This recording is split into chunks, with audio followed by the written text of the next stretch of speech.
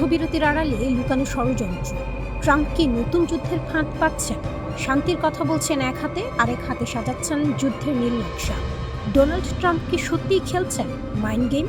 যুদ্ধবিরতির চুক্তির আড়ালে কি লুকিয়ে আছে ইরানের বিরুদ্ধে সর্বাত্মক যুদ্ধের এক গোপন পরিকল্পনা? স্থল অভিযান চালিয়ে ইরানের সমৃদ্ধ ইউরেনিয়াম ছিটিয়ে নেওয়ার ছক কষছে কি ওয়াশিংটন? আর তার জবাবে তেহরানের হাতে এমন কোনো নতুন অস্ত্র আসছে যা বদলে দিতে পারে গোটা সমীকরণ? আন্তর্জাতিক সংবাদ মাধ্যমে উঠে এসেছে এক চাঞ্চল্যকর তথ্য। যুদ্ধবিরতির আড়ালে ইরানের বিরুদ্ধে সর্বাত্মক যুদ্ধের ষড়যন্ত্র করছে মার্কিন প্রশাসন। কূটনৈতিক প্রচেষ্টা বাইরে থেকে অব্যাহত থাকলেও ভেতরে ভেতরে ভিন্ন এক ফাঁদ সাজাচ্ছেন প্রেসিডেন্ট ট্রাম্প। অথচ তেহরান আগে থেকেই স্পষ্ট করে বলে দিয়েছিল, মার্কিনীদের কোনো আশ্বাসেই তারা ভরসা রাখছে না। ফলে মধ্যপ্রাচ্যের আকাশে আবারও নেমে এসেছে যুদ্ধের কালো মেঘের ছায়া। যুক্তরাজ্য ভিত্তিক সংবাদ মাধ্যম ওয়াল স্ট্রিট জার্নালের বরাত দিয়ে ইসরায়েলি সংবাদ মাধ্যম দ্য জেরুজালেম পোস্ট জানিয়েছে, ইরানের বিরুদ্ধে ফের সর্বাত্মক যুদ্ধে ফিরে যাওয়ার পরিকল্পনা করছে যুক্তরাষ্ট্র। একই সঙ্গে তেহরানের বিরুদ্ধে বিচ্ছিন্ন হামলা চালিয়ে পরিস্থিতি জিইয়ে রাখার চেষ্টা করছে মার্কিন কেন্দ্রীয় কমান্ড। এই বিষয়ে মার্কিন প্রতিরক্ষামন্ত্রী পিট হেগসেথ আর শীর্ষ সামরিক কর্মকর্তা জেনারেল ড্যান কেইনের সঙ্গে ইতিমধ্যে কয়েক দফায় বৈঠকও সেরে ফেলেছেন খোদ ট্রাম্প। সবচেয়ে চমকে দেওয়ার মতো তথ্য হলো টাইমলাইনটা। গত 18 জুন ইরানের সঙ্গে সাময়িক সমঝোতামূলক চুক্তি হওয়ার মাত্র 10 দিনের মাথায় দেশটির উপকূলীয় অঞ্চলে আবারও বিচ্ছিন্ন হামলা চালিয়েছে যুক্তরাষ্ট্র। প্রশ্ন হলো, চুক্তির কালি শুকানোর আগেই কেন এই আগ্রাসন? ওয়াল স্ট্রিট জার্নালের প্রতিবেদন অনুযায়ী এর পেছনে আছে এক কৌশলী হিসাব। ট্রাম্প যদি সরাসরি বৃহৎ যুদ্ধে জড়িয়ে পড়েন, তাহলে চলমান কূটনৈতিক প্রচেষ্টা পুরোপুরি ভেঙে পড়তে পারে, আর তার ফলে ইরানকে পারমাণবিক অস্ত্র অর্জন থেকে ঠেকানোর সুযোগও হাতছাড়া হয়ে যেতে পারে যুক্তরাষ্ট্রের। ঠিক এই আশঙ্কা থেকেই বৃহৎ যুদ্ধ এড়িয়ে বারবার বিচ্ছিন্ন হামলার পথ বেছে নিচ্ছে ওয়াশিংটন। একটা নিয়ন্ত্রিত চাপ যা যুদ্ধ ঘোষণা না করেও প্রতিপক্ষকে ক্লান্ত করে রাখে।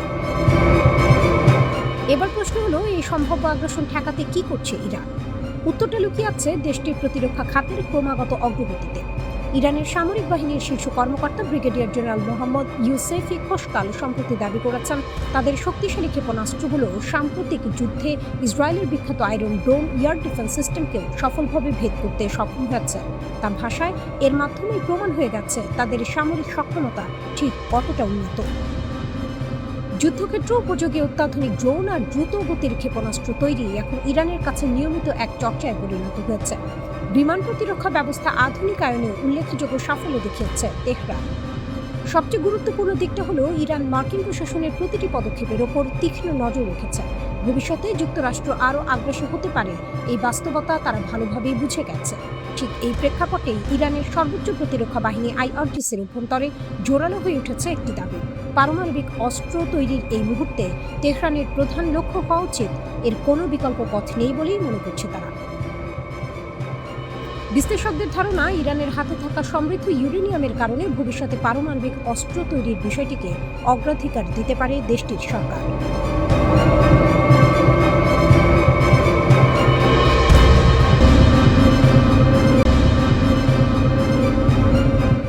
দুই ঘণ্টা। ট্রাম্প নিজেই বললেন, ইরানের পারমাণবিক অস্ত্র থাকলে ইসরায়েল 2 ঘণ্টাও টিকত না। এই একটি বাক্য বদলে দিয়েছে সব হিসেব। মার্কিন প্রেসিডেন্ট নিজের মুখে স্বীকার করলেন ইরান কতটা শক্তিশালী, আর সেই স্বীকারোক্তির পরদিনই জানা গেল যুক্তরাষ্ট্র তেহরানের সঙ্গে চুক্তি করতে বসেছে। প্রশ্ন একটাই, কে জিতল? 40 দিনের যুদ্ধ, শূন্য সাফল্য। পরিকল্পনা ছিল পরিষ্কার, ইরানের পারমাণবিক স্থাপনা ধ্বংস করো, ইউরেনিয়াম মজুদ শেষ করো, হুমকি চিরতরে মিটিয়ে দাও। 40 দিন চেষ্টা করেছে যুক্তরাষ্ট্র ও ইসরায়েল একসঙ্গে পূর্ণ শক্তিতে, ফল শূন্য। লক্ষ্য পূরণ হয়নি, উল্টো ইরানের সামরিক বাহিনী মধ্যপ্রাচ্যে যুক্তরাষ্ট্রের অন্তত 21টি সামরিক ঘাঁটি ধ্বংস করেছে। 21টি, এটা পরাজয় নয়, এটা বার্তা। ইউরেনিয়াম, 10টি বোমার কাঁচামাল। আইএইএ বলছে, ইরানের কাছে এখন যে পরিমাণ সমৃদ্ধ ইউরেনিয়াম আছে তা দিয়ে অন্তত 10টি পারমাণবিক অস্ত্র তৈরি সম্ভব। শর্ত একটাই, 60% মাত্রার ইউরেনিয়াম 90% উন্নীত করতে হবে। কতটা সময় লাগবে সেটা করতে? বিশ্লেষকরা বলছেন, বেশি নয়। নেতানিয়াহু বলেছিলেন, ইরান পারমাণবিক অস্ত্র বানাতে সফল হলে ইসরায়েলের অস্তিত্ব বিপন্ন, তাই লড়াই চালিয়ে যাওয়ার ঘোষণা দিয়েছিলেন। ইউরেনিয়াম ধ্বংস না হওয়া পর্যন্ত যুদ্ধ থামবে না, কিন্তু থামতে হলো। ট্রাম্পের মুখ, হঠাৎ সব বদলে গেল। ট্রাম্প বললেন ইরানের সঙ্গে সমঝোতা হবে। 19 জুন জেনেভায় চূড়ান্ত চুক্তি, এবং সঙ্গে যোগ করলেন নেতানিয়াহু একজন কঠিন মানুষ, ইরানের সঙ্গে চুক্তির জন্য ইসরায়েলের কৃতজ্ঞ থাকা উচিত, কারণ ইরানের পারমাণবিক অস্ত্র থাকলে ইসরায়েল 2 ঘন্টাও টিকত না। মার্কিন প্রেসিডেন্টের মুখে এই কথা। ইসরায়েলের জন্য এটা সমর্থন নয়, এটা সতর্কবার্তা। ট্রাম্প ইসরায়েলকে রক্ষা করছেন না, ট্রাম্প আমেরিকার স্বার্থ রক্ষা করছেন। চুক্তিতে কি থাকছে কি থাকছে না, ট্রাম্প জানিয়েছেন নতুন চুক্তি নিশ্চিত করবে ইরান কেবল বেসামরিক কাজে ইউরেনিয়াম সমৃদ্ধ করতে পারবে, সামরিক খাতে নয়। শুনতে বড় মনে হচ্ছে, কিন্তু ফাঁকটা কোথায়? ক্ষেপণাস্ত্র কর্মসূচি। ইরানের মিসাইল তৈরি বন্ধের কোনো শর্ত এই চুক্তিতে নেই বলেই সংবাদ মাধ্যমগুলো জানাচ্ছে। হরমুজ প্রণালীর নিয়ন্ত্রণ নিয়েও আলোচনা হচ্ছে, কিন্তু ক্ষেপণাস্ত্র সেটা বাদ। ইসরায়েল এটা জানে, তাই প্রতিরক্ষামন্ত্রী ইসরায়েল কাটস বললেন, ইরান যাতে ভবিষ্যতে পারমাণবিক অস্ত্র না বানাতে পারে সেজন্য আমরা স্বাধীনভাবে পদক্ষেপ নিতে পারি। অর্থাৎ ইসরায়েল আমেরিকার চুক্তির বাইরে নিজের পথে হাঁটবে, একা। কিন্তু একা পারবে? ইরানের হাতে কি আছে? শুধু ইউরেনিয়াম নয়, ইরানের হাতে আছে হাজার হাজার ব্যালিস্টিক মিসাইল, ড্রোন বহর, প্রক্সি নেটওয়ার্ক, হিজবুল্লাহ, হুতি, ইরাকি মিলিশিয়া এবং হরমুজ ও বাব আল মান্দাব 2 প্রণালীর উপর কৌশলগত নিয়ন্ত্রণ। 40 দিনের যুদ্ধে ইরান ভাঙেনি, বরং পাল্টা আঘাত করেছে, মার্কিন ঘাঁটি ধ্বংস করেছে এবং আলোচনা টেবিলে এসেছে নিজের শক্তি। এটাই ইরানের শক্তি। জেনেভার পর কি? 19 জুন চুক্তি হলে মধ্যপ্রাচ্যে সাময়িক স্থিরতা আসতে পারে, কিন্তু মূল প্রশ্ন থেকে যাচ্ছে। ইরানের ক্ষেপণাস্ত্র থাকছে, ইউরেনিয়াম মজুদ থাকছে, প্রক্সি নেটওয়ার্ক থাকছে, শুধু একটা কাগজে সই হবে। ট্রাম্প চুক্তি ব্যর্থ হলে আবার হামলার হুমকি দিয়েছেন, কিন্তু 40 দিনে যা পারেননি, পরে কিভাবে পারবে? ইরান সেই হিসাবও জানে। 2 ঘন্টা। ট্রাম্পের মুখ থেকে বেরিয়ে আসা এই দুটো শব্দ আসলে পুরো একটা যুদ্ধের সারাংশ। ইসরায়েল লড়েছে, আমেরিকা লড়েছে, 40 দিন আগুন জ্বলেছে, শেষে টেবিলে বসতে হলো ইরানের শর্তে।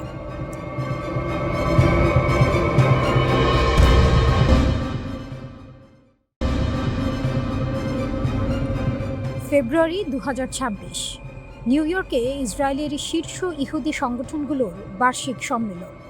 মঞ্চে উঠলেন ইসরায়েলের সাবেক প্রধানমন্ত্রী নাফতালি বেনেট। বক্তৃতা দিতে দিতে হঠাৎ বললেন 4টি শব্দ, তুর্কি ইজ দ্য নিউ ইরান। হলঘরে করতালি, কিন্তু আঙ্কারায় সেই 4টি শব্দ পৌঁছালো বজ্রপাতের মতো। ইরানের বিরুদ্ধে যুদ্ধ তখনও শেষ হয়নি, কিন্তু ইসরায়েলের কৌশলবিদরা ইতিমধ্যে পরের অধ্যায় লিখতে বসে গেছেন, এবং সেই অধ্যায়ের কেন্দ্রে যে নামটি বারবার আসছে সেটি তুরস্ক।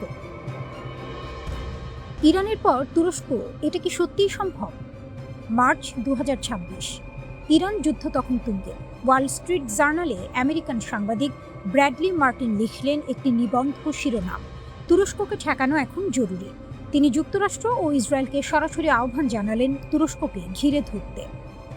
একই সময়ে আমেরিকান এন্টারপ্রাইজ ইনস্টিটিউটের সিনিয়র ফেলো এবং সাবেক পেন্টাগন কর্মকর্তা মাইকেল রুবিন সরাসরি তুর্কি ভাষায় টুইট করলেন, 2036 সালে আঙ্কারা কি 2026 সালের তেহরানের মতো হবে? তারপর একটা নিবন্ধ লিখলেন, F-16 ধ্বংস করো, ইসরায়েল তুরস্কে প্রি-এম্পটিভ স্ট্রাইক চালাতে পারে। এটা আর একজন বিশ্লেষকের মতামত নয়, একটার পর একটা কণ্ঠ, একটার পর একটা প্রতিষ্ঠান, সবাই একই দিকে আঙুল তুলছে। তুরস্ক কেন হঠাৎ এত বড় হুমকি? ভূ রাজনৈতিক বিশ্লেষক মাহমুদ আল্লুস এই প্রশ্নের উত্তরে 3টি কারণ চিহ্নিত করেছেন। 2011 সালের পর মধ্যপ্রাচ্যে ক্ষমতার পুনর্বিন্যাস হয়েছে। সেই শূন্যতায় তুরস্ক যে গতিতে আঞ্চলিক প্রভাব বিস্তার করছে, সিরিয়া, লিবিয়া, সোমালিয়া, কাতার, সেটা ইসরায়েলকে সরাসরি কৌশলগত চ্যালেঞ্জে ফেলছে। পূর্ব ভূমধ্যসাগর, এই জলপথ এখন দুটো প্রতিযোগী স্বপ্নের যুদ্ধ দেশ। তুরস্ক মনে করে ইসরায়েল গ্রিস ও দক্ষিণ সাইপ্রাসকে সাথে নিয়ে তুর্কি প্রভাব ঠেকানোর জোট বানাচ্ছে। এই জলসীমায় গ্যাস, বাণিজ্য পথ এবং সামরিক অবস্থান সবই বাজিতে। সিরিয়া, যেখানে 2 প্রতিদ্বন্দ্বী মুখোমুখি। মাহমুদ আল্লুস বলছেন, তুরস্ক ও ইসরায়েলের আসল লড়াই এখন সিরিয়ার মাটিতে। তুরস্কের কাছে সিরিয়া শুধু একটি প্রতিবেশী দেশ নয়, এটি ঐতিহাসিক, সাংস্কৃতিক, ধর্মীয় এবং ভৌগোলিক সংযোগের এক জটিল জাল। সিরিয়ার ভবিষ্যৎ রচনায় আঙ্কারার প্রভাব স্বাভাবিকভাবেই গভীর। ইসরায়েলের লক্ষ্য সীমিত, শুধু নিরাপত্তা। হিজবুল্লাহ দুর্বল থাকুক, ইরানের করিডোর বন্ধ থাকুক, সীমান্ত শান্ত থাকুক, কিন্তু সিরিয়ায় তুর্কি সৌদি সহযোগিতা বাড়ছে। নতুন বাণিজ্য পথ তৈরি হচ্ছে তুরস্ক থেকে সিরিয়া ও জর্ডান হয়ে উপসাগরীয় দেশগুলো পর্যন্ত। এরদোয়ানের তুরস্ক কিন্তু শুধু বক্তৃতা দিচ্ছে না, গত 2 দশকে তুরস্ক তার প্রতিরক্ষা শিল্পকে আমূল বদলে দিয়েছে। একসময় তুরস্ক পুরোপুরি আমেরিকান অস্ত্রের ওপর নির্ভরশীল ছিল। 1974 সালে সাইপ্রাস সংকটের পর আমেরিকা অস্ত্র নিষেধাজ্ঞা দিল। সেটাই টার্নিং পয়েন্ট। তুরস্ক সিদ্ধান্ত নিল আর কারো মুখাপেক্ষী থাকবে না। অ্যাসেলসান, রকেটসান গড়ে উঠল। দেশীয় ড্রোন, ক্ষেপণাস্ত্র, যুদ্ধজাহাজ তৈরি শুরু হলো।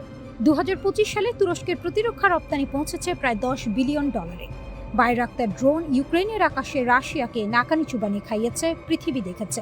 ন্যাটোর দ্বিতীয় বৃহত্তম সামরিক শক্তি। বসফরাস ও দারদানেলিসের নিয়ন্ত্রক, পৃথিবীর সবচেয়ে কৌশলগত ভৌগোলিক অবস্থানে বসে থাকা একটি দেশ। তাহলে কি যুদ্ধ হবে? মাহমুদ আল্লুশ স্পষ্ট বলছেন, সরাসরি সামরিক সংঘাত এখনই সম্ভাবনা নেই। তুরস্কের বিরুদ্ধে যুদ্ধ মানে ন্যাটোর বিরুদ্ধে যুদ্ধ। সেটার পরিণতি ইরান যুদ্ধের চেয়ে অনেক বেশি বিধ্বংসী।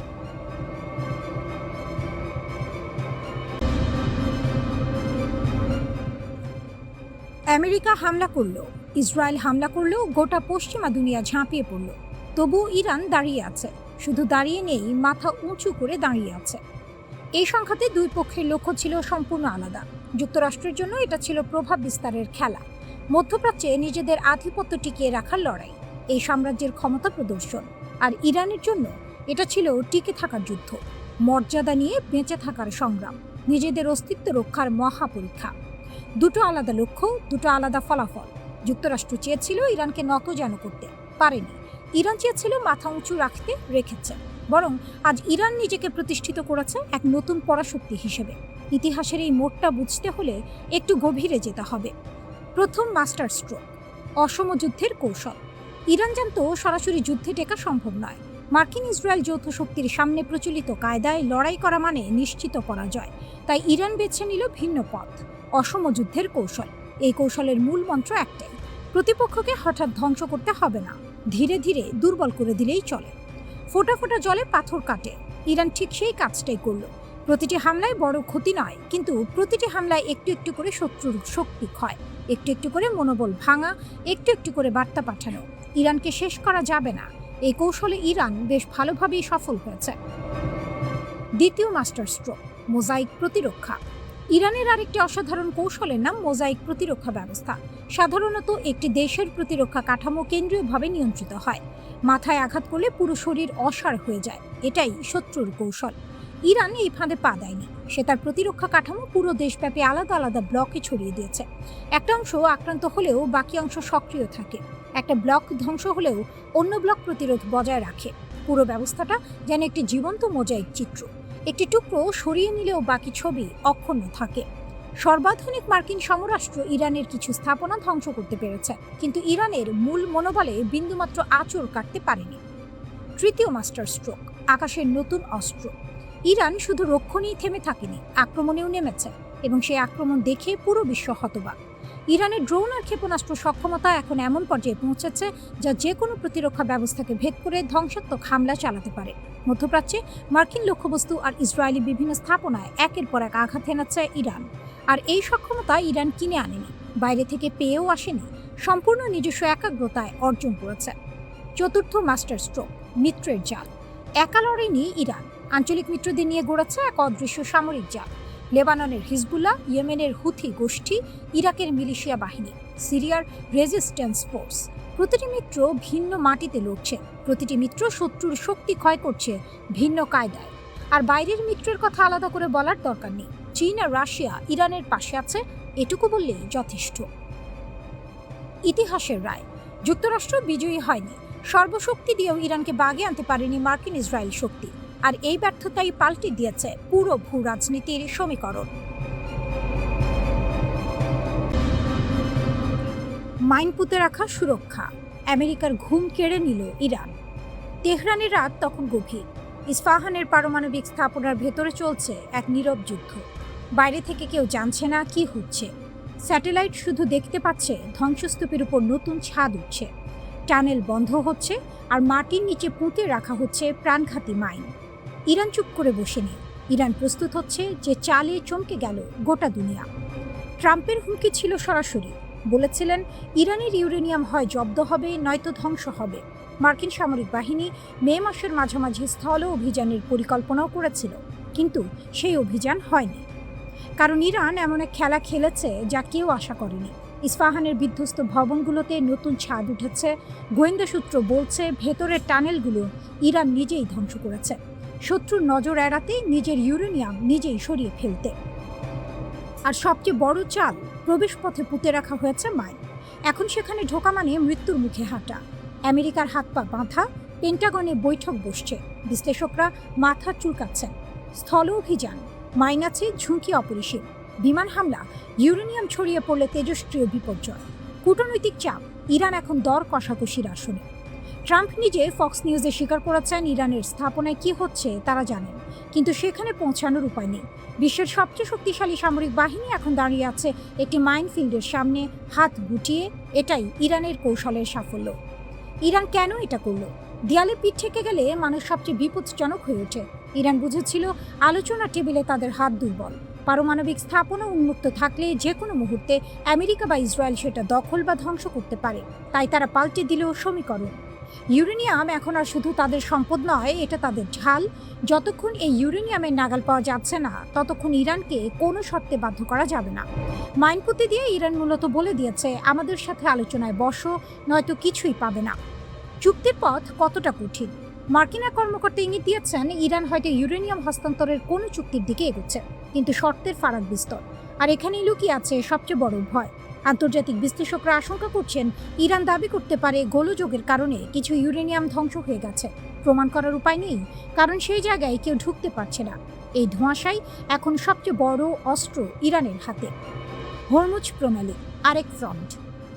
শুধু ইউরেনিয়াম নয়, হরমুজ প্রণালী খুলে রাখার বিষয়টাও এই সমীকরণের অংশ। বিশ্বের তেল সরবরাহের 1/3 এই প্রণালী দিয়ে যায়। ইরান চাইলে যে কোনো মুহূর্তে সেটা বন্ধ করে দিতে পারে। ট্রাম্প প্রশাসন সেটাও মাথায় রাখছে। মানে শুধু পারমাণবিক ইস্যু নয়, পুরো মধ্যপ্রাচ্যের ভূ রাজনীতি এখন একটি সুতোয় ঝুলছে। এরপর কি হবে? যদি চুক্তি হয়, সেই ইউরেনিয়াম বের করা হবে দীর্ঘ ও বিপজ্জনক প্রক্রিয়া। ভারী খনন যন্ত্র লাগবে, মাইন অপসারণ করতে হবে, তেজস্ক্রিয় পদার্থ সুরক্ষিতভাবে পরিবহন করতে হবে। এটা কোনো সপ্তাহের কাজ নয়, মাসের পর মাস লাগবে। ইরান আজ দুর্বল নয়, মাটির নিচে মাইন পুঁতে, টানেল বন্ধ করে, ইউরেনিয়াম আড়াল করে তারা প্রমাণ করেছে একটি দেশ চাইলে পৃথিবীর একমাত্র পরাশক্তিকেও আটকে দিতে পারে।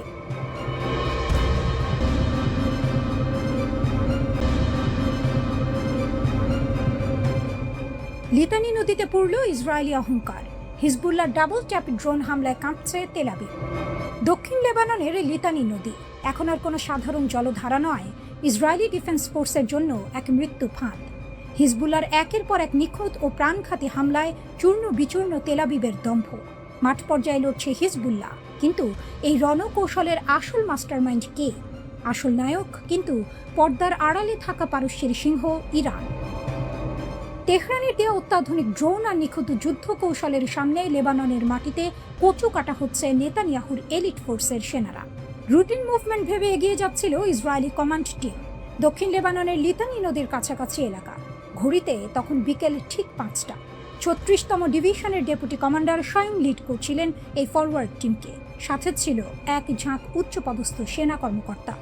কিন্তু তারা জানতো না হিজবুল্লাহর যোদ্ধারা আগে থেকেই পেতে রেখেছে এক ভয়ঙ্কর মরণ ফাঁদ। হঠাৎ এক বিকট বিস্ফোরণ, কেঁপে উঠল পুরো উপত্যকা।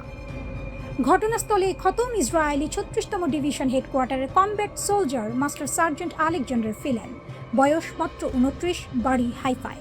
শুধু একজন নিহত হওয়ায় শেষ নয়, বিস্ফোরণের তীব্রতায় গুরুতর জখম হলেন 36তম ডিভিশনের ডেপুটি কমান্ডার কর্নেল পদমর্যাদার এক শীর্ষ কর্মকর্তা।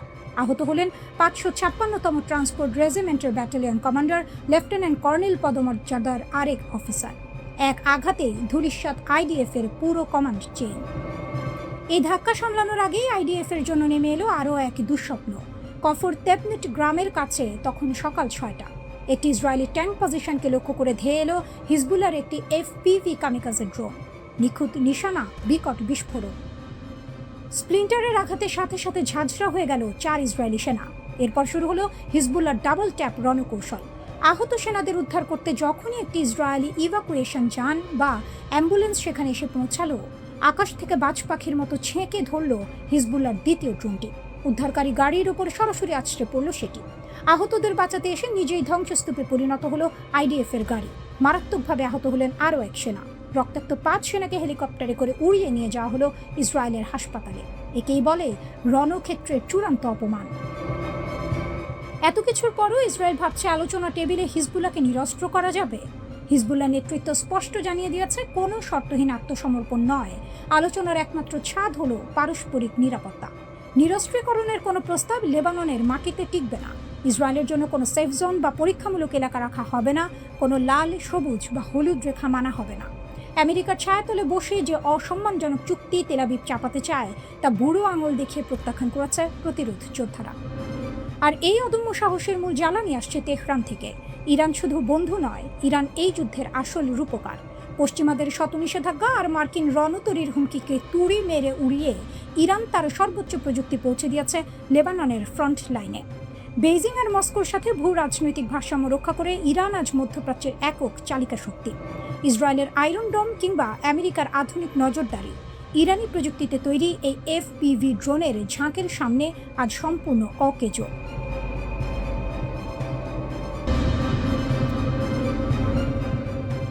ট্রিগারে আঙুল, ইরানের সেই অস্ত্র যা এখনো দেখায়নি তেহরান। যুদ্ধ থেমে গেছে, কিন্তু বন্দুকের নল এখনো ঠান্ডা হয়নি। মধ্যপ্রাচ্যের আকাশে এখন যে নীরবতা, সেটা শান্তির নীরবতা নয়, এটা পরবর্তী ঝড়ের আগের স্তব্ধতা। ইরান আর ইসরায়েলের মধ্যে সাময়িক যুদ্ধবিরতি চলছে বটে, কিন্তু তেহরানের সামরিক বাহিনী তাদের অস্ত্রের ট্রিগারে আঙুল রেখেই অপেক্ষা করছে। এবং সেই অপেক্ষায় তারা দুর্বল নয়, বরং এমন কিছু শক্তি জমিয়ে রেখেছে যা এখন পর্যন্ত কেউ দেখেনি। প্রশ্ন হলো, সেই শক্তি ঠিক কতটা ভয়াবহ? সাম্প্রতিক যুদ্ধে ইরান একটি বার্তা পাঠিয়ে দিয়েছে, নিখুঁতভাবে মিসাইলের ডগায়। ইহুদিবাদী ইসরায়েলের দিকে ধেয়ে যাওয়া শক্তিশালী ব্যালিস্টিক মিসাইল আর আত্মঘাতী ড্রোনের ঝাঁক দেখিয়ে দিয়েছে যে ইরানের সামরিক বাহিনী শুধু হুমকি দেয় না, হামলাও করে, সেটাও মধ্যপ্রাচ্যের বাইরে পর্যন্ত। ভারত মহাসাগরে ব্রিটিশ আমেরিকান সামরিক ঘাঁটিতে নির্ভুল ক্ষেপণাস্ত্র হামলা চালিয়ে তেহরান প্রমাণ করেছে দূরত্ব এখন আর কোনো ঢাল নয়। ইরান চাইলে হাজার হাজার কিলোমিটার দূরে গিয়েও প্রতিপক্ষের বুকে আঘাত করতে পারে। কিন্তু এটা যদি হয় শুধু তাদের দেখানো শক্তি, তাহলে না দেখানো শক্তিটা কেমন? ইরানের সশস্ত্র বাহিনীর ব্রিগেডিয়ার জেনারেল আহমদ রেজা পুরোদস্তান সম্প্রতি এমন একটি কথা বলেছেন যা গোটা মধ্যপ্রাচ্যের কান খাড়া করে দিয়েছে। তার ভাষায়, আমরা আমাদের সামরিক সক্ষমতার উল্লেখযোগ্য অংশ এখন পর্যন্ত যুদ্ধের ময়দানে ব্যবহার করিনি। এই একটি বাক্যই যথেষ্ট। একটি দেশ যদি এতটুকু শক্তি দেখে ইসরায়েলকে কোণঠাসা করে ফেলে আর তারপর বলে এটা তার পূর্ণ শক্তিও না, তাহলে বিষয়টা শুধু কৌশলগত বিবৃতি নয়, এটি একটি সতর্কবার্তা। ইরানের রাষ্ট্রীয় সম্প্রচার মাধ্যম প্রেস টিভিও নিশ্চিত করেছে, মধ্যপ্রাচ্যের সীমানার বাইরেও নির্ভুলভাবে হামলা চালানোর সক্ষমতা আছে তেহরানের। এমন অস্ত্র আছে যার কথা এখনো প্রকাশ্যে আসেনি। ICBM সেই ভয়ের নাম। ইসরায়েলের প্রধানমন্ত্রী বেনিয়ামিন নেতানিয়াহু বারবার দাবি করে আসছেন, ইরান আন্তঃমহাদেশীয় ব্যালিস্টিক মিসাইল বা ICBM তৈরির পথে অনেক দূর এগিয়ে গেছে। ICBM হলো সেই ক্ষেপণাস্ত্র যা একটি মহাদেশ থেকে আরেক মহাদেশে আঘাত করতে পারে, যেটা বহন করতে পারে পারমাণবিক ওয়ারহেডও। তেহরান সরকারিভাবে এই দাবি স্বীকার বা অস্বীকার কোনোটাই করেনি, কিন্তু এই নীরবতাটাই আসলে সবচেয়ে বড় উত্তর। কারণ যে দেশ নিজের শক্তি প্রকাশ করতে ভালোবাসে না, সেই দেশ সাধারণত হয় দুর্বল অথবা অনেক বেশি শক্তিশালী। এবং ইরানের সাম্প্রতিক কর্মকাণ্ড দেখে দ্বিতীয়টি ভাবার সম্ভাবনাই বেশি। কারণ যে দেশ নিজের শক্তি প্রকাশ করতে ভালোবাসে না, সে দেশ সাধারণত হয় দুর্বল অথবা অনেক বেশি শক্তিশালী। এবং ইরানের সাম্প্রতিক কর্মকাণ্ড দেখে দ্বিতীয়টির সম্ভাবনাই বেশি। পারমাণবিক কার্যক্রম, যেখানে মাথা নত নেই। যুক্তরাষ্ট্র হরমুজ প্রণালীতে সামরিক চাপ দিয়েছে, ইরানের গুরুত্বপূর্ণ সামরিক স্থাপনায় বোমা হামলা চালিয়েছে। উদ্দেশ্য একটাই, ইরানের পারমাণবিক কার্যক্রম থামানো, কিন্তু থামেনি। তেহরানের পক্ষ থেকে পরিষ্কার বার্তা এসেছে, কোনো চাপের কাছে মাথা নত করবে না ইরান। পারমাণবিক কার্যক্রম চলবে, ক্ষেপণাস্ত্র কর্মসূচি চলবে, আর যুক্তরাষ্ট্রের অযৌক্তিক দাবি মানার প্রশ্নই আসে না। এটা শুধু কথার যুদ্ধ নয়, ইরান প্রতিটি চাপের জবাব দিয়েছে পাল্টা শক্তি প্রদর্শন করে। আমেরিকা ভেবেছিল বোমায় ভেঙে পড়বে ইরানি মনোবল, কিন্তু শত্রুপক্ষকে অবাক করে দিয়ে তেহরান প্রমাণ করেছে চাপে মানুষ ভাঙে, ইরান শক্ত হয়। পরের যুদ্ধে কি হবে? জেনারেল পুরোদস্তান আরও বলেছেন, যুদ্ধবিরতির আগে ইরানের সব ক্ষেপণাস্ত্র প্রস্তুত ছিল, ট্রিগারে আঙুল ছিল। শুধু যুক্তরাষ্ট্রের চাপে ইসরায়েল পিছু হটেছিল বলেই সেদিন সর্বাত্মক হামলা হয়নি। কিন্তু ইহুদিবাদীরা যদি আবার আগ্রাসন দেখায়, তখন কোনো দেরি নেই।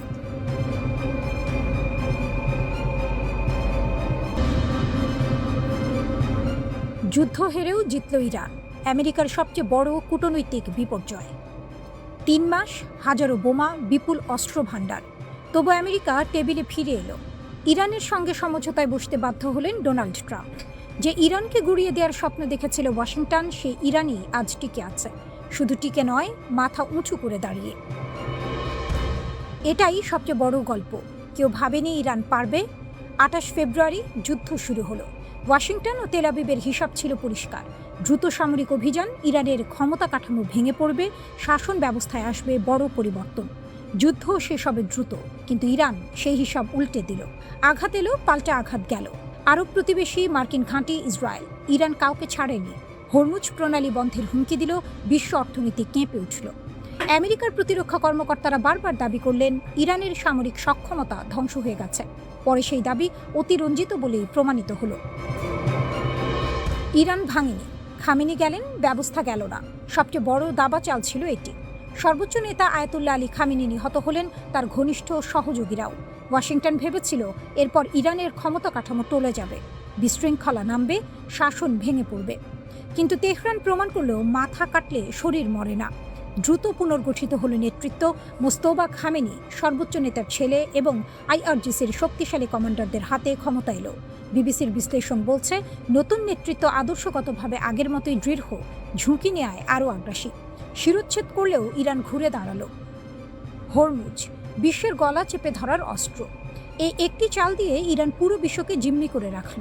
হরমুজ প্রণালী, পৃথিবীর প্রায় 20% তেল ও প্রাকৃতিক গ্যাস এই পথে যায়। পেট্রোকেমিক্যাল, সার, প্রযুক্তিপণ্য সবকিছু। ইরান এই পথ বন্ধ রাখল, বিশ্ববাজারে তেলের দাম উথাল পাথাল হলো। আফ্রিকার দরিদ্র দেশগুলোতে সার সংকটের ঝুঁকি তৈরি হলো, খাদ্য সংকটের ছায়া পড়ল।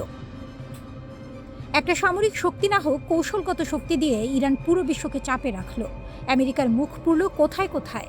বিবিসির বিশ্লেষক জেরেমি বোয়েন যা বললেন সেটা কড়া। এই যুদ্ধ আমেরিকার প্রতিপক্ষদের নিরুৎসাহিত করার ক্ষমতা দুর্বল করেছে। উপসাগরীয় তেল সমৃদ্ধ আরব রাজতন্ত্রগুলো, যারা মার্কিন ছাতার নিচে নিরাপদ ছিল, তারা এখন বিকল্প জোট খুঁজছে, ইরানের সঙ্গে সহাবস্থানের পথ খুঁজছে। চীন পুরো সময়টা চুপ করে দেখল। আমেরিকার সামরিক সক্ষমতার বাস্তব সীমা কোথায় সেটা বুঝে নিল। সমঝোতা, কিন্তু ইরানের শর্তে চুক্তি হলো 2 পৃষ্ঠা, 14টি ধারা। হরমুজ খুলবে, মার্কিন নৌ অবরোধ উঠবে, যুদ্ধবিরতি সম্প্রসারিত হবে। কিন্তু কঠিন প্রশ্নগুলো এখন উত্তরহীন। ইরানের পারমাণবিক কর্মসূচির ভবিষ্যৎ কী? নিষেধাজ্ঞার বিনিময়ে তেহরান কতটা ছাড় দেবে? ইসরায়েল, সবচেয়ে বড় হারের গল্প। এই পুরো যুদ্ধে সবচেয়ে বড় ধাক্কা খেয়েছে ইসরায়েল। নেতানিয়াহু বলেছিলেন, সারা জীবন অপেক্ষা করেছেন ইরানের শাসন ব্যবস্থা ভাঙার জন্য। সেই সুযোগ এলো, কিন্তু কাজ হলো না। উল্টো এখন সমঝোতার আলোচনায় ইসরায়েলের আসনই নেই। চুক্তি থেকে বাদ পড়েছে তেল আবিব। দেশের ভেতরে নেতানিয়াহু এখন সমালোচনার ঝড়ে। বিরোধীরা বলছেন, এই নীতি ইসরায়েলকে আরও বিপদে ফেলেছে। দক্ষিণ লেবাননে ইসরায়েলি বাহিনী এখনও আটকে।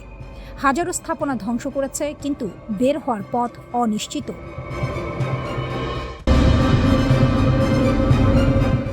ইরান অস্ত্র নামায়নি কেন? সীমান্তে ভারী অস্ত্র, সেনাবাহিনীর রণসজ্জা, আর তেহরানের গলায় একটাই বার্তা, আমরা প্রস্তুত। যুদ্ধ থেমেছে কাগজে কলমে, কিন্তু ইরানের ট্যাঙ্ক থামেনি, মিসাইল ব্যাটারি সরেনি। সীমান্তের নিরাপত্তা বাড়ছে, কমছে না। কেন? কারণ ইরান জানে, ইতিহাসে যারা আগে অস্ত্র নামিয়ে রেখেছে তারাই পরে চুক্তির টেবিলে দুর্বল হয়ে বসেছে। আর দুর্বলের কথা কেউ শোনে না, না তেহরানে না ওয়াশিংটনে। মধ্যপ্রাচ্যের রাজনীতিতে একটা পুরনো সত্য আছে, কূটনীতি তখনই কাজ করে যখন পেছনে শক্তি থাকে। ইরান ঠিক সেই খেলাটাই খেলছে। যুদ্ধবিরতি চলছে, যুক্তরাষ্ট্রের সঙ্গে আলোচনা চলছে, কিন্তু একই সময়ে ইরানের সেনাবাহিনী ঘোষণা দিয়েছে যে কোনো মুহূর্তে পরিস্থিতি বদলে গেলে তারা সর্বশক্তি নিয়ে মাঠে নামবে। চুক্তি লঙ্ঘন হলে, যুদ্ধবিরতি ভাঙলে জবাব আসবে, তাৎক্ষণিক, কঠোর, কোনো দ্বিধা ছাড়াই। ইরানের 3 স্তম্ভ। ইরানের সেনাবাহিনীর সাম্প্রতিক বিবৃতিটা মনোযোগ দিয়ে পড়লে 3টি জিনিস স্পষ্ট হয়ে ওঠে। এই 3টি বিষয় আসলে ইরানের পুরো কৌশলের মেরুদণ্ড। প্রথমত, আত্মবিশ্বাস। বিবৃতিতে বলা হয়েছে, ইরানি জনগণের সাহসী প্রতিরোধ, সেনাবাহিনীর আত্মত্যাগ এবং সরকারের সমন্বিত প্রচেষ্টার কারণেই শত্রুপক্ষ শেষ পর্যন্ত ইরানের শক্তি স্বীকার করতে বাধ্য হয়েছে। এটা শুধু বিবৃতি নয়, এটা একটি জাতির মনোবলের ঘোষণা। বাইরের চাপে আমরা ভাঙিনি, বরং শত্রুই পিছু হটেছে। এই বার্তাটা তেহরান দেশের ভেতরে এবং বাইরে দুই জায়গাতেই দিতে চাইছে। দ্বিতীয়ত, সীমারেখা। ইরান পরিষ্কার করে দিয়েছে, স্বাধীনতা, সার্বভৌমত্ব এবং জাতীয় মর্যাদার প্রশ্নে কোনো আপোষ নেই। এই তিনটি বিষয় ইরানের কাছে শুধু রাজনৈতিক ধারণা নয়, এগুলো অস্তিত্বের প্রশ্ন।